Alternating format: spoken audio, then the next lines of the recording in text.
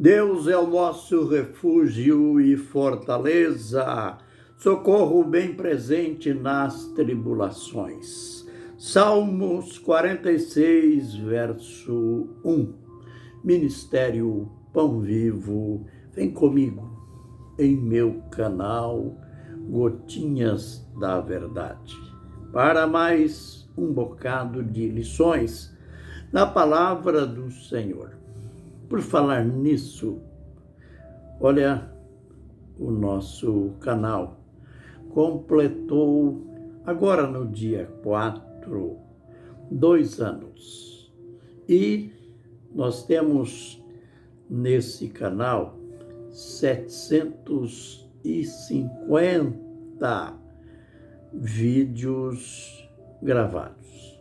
Então, você, além de ouvir o vídeo do dia, a lição quentinha, eu diria assim, você pode entrar no canal e ali rever vídeos mais antigos. E aquilo que você ficou em dúvida em um, você pode descobrir no outro. Lembre-se que a nossa especialidade, nossa tônica é a escatologia, doutrina das últimas coisas. A gente se esmera em falar sobre o tempo do fim. Às vezes, as pessoas pensam que a gente faz algumas divagações, foge do tema, como é o caso nesta semana, nesses dias, falando sobre a doutrina de Cristo. A gente se afastou um pouquinho do livro de Apocalipse e estamos concentrados na carta do apóstolo João, que, aliás, é o homem lá do Apocalipse. Essas divagações não significa uma fuga do tema, mas, pelo contrário, é uma concordância, é uma condensação para provar que aquilo que estamos falando, por exemplo, do anticristo, que virá no tempo do fim, ele está sendo propagado, ele foi profetizado pelos profetas em todas as Escrituras. Então, para estabelecer esta ligação, a gente recorre a este recurso hermenêutico.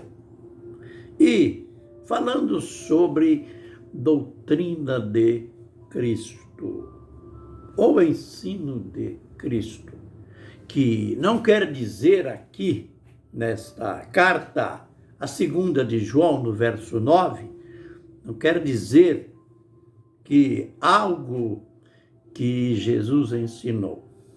Não.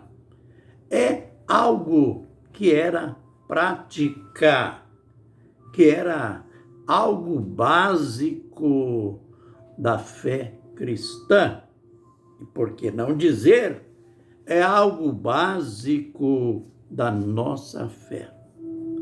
Lembremos que anticristo, que quer dizer contra Cristo, é aquela oposição a Jesus, aquela oposição ante Deus que começou lá no Éden e vem se propagando, se multiplicando, séculos a séculos.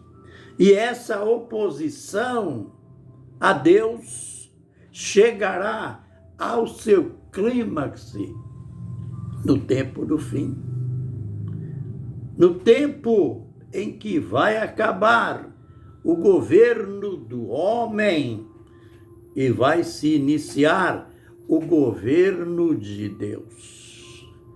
Quando o diabo estará em desespero, porque ele sabe, conforme diz Apocalipse capítulo 12, ele está em desespero. Ele entrará em desespero total, sabendo que pouco tempo lhe resta. Então, vamos lembrar que Jesus, do qual os apóstolos diziam, aliás, Paulo usava muito essa declaração, que nós pregamos a Jesus chamado o Cristo, isto é, o Messias, o ungido. Aí a gente vai lá no Salmo 2, verso 9, onde diz: os reis se levantam, os príncipes conspiram contra o Senhor e contra o seu ungido. Olha aí, ungido aparecendo. E Isaías 9 e verso 6 mostra que esse ungido é o próprio Deus. Olha o mistério. Ele diz: porque um menino nos nasceu e um filho se nos deu, o principado está sobre os seus ombros, o seu nome será Maravilhoso, Conselheiro, Deus Forte. Olha que mistério, o mesmo menino, Deus Forte. Olha o outro mistério, Pai da eternidade, aleluia, Príncipe da paz. Ah, mas esse ungido aparece de modo claro, mais uma vez, na profecia das 70 semanas. Quando o anjo Gabriel disse para o profeta Daniel, sabe e entende, desde a ordem para restaurar e edificar a cidade, até o ungido, olha que clareza, até o ungido, o príncipe, 7 semanas e 62 semanas, e o ungido será tirado e não mais haverá.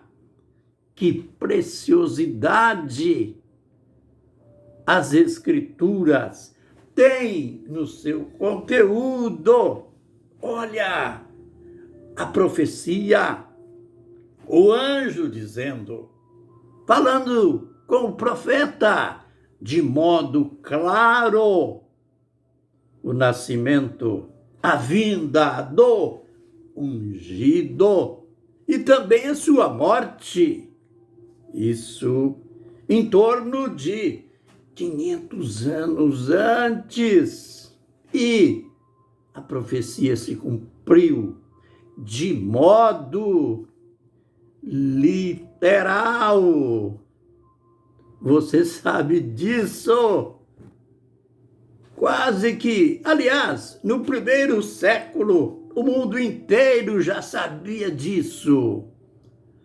O ungido veio, o Messias veio, foi morto. Essa a doutrina de Cristo, o ensino de Cristo, do qual o apóstolo João disse na sua carta, concluindo, estejamos firmes, convictos. Vamos permanecer na doutrina de Cristo, que nada mais é de que o fato de que o próprio Deus, o Deus único, ele veio, ele tomou a forma humana, tornou-se homem e veio para nos salvar. Isso é lindo demais. Que o Senhor nos abençoe e nos guarde. Que o Senhor faça resplandecer o seu rosto sobre nós e tenha misericórdia de nós.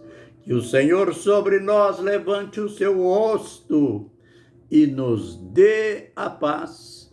Amém e amém.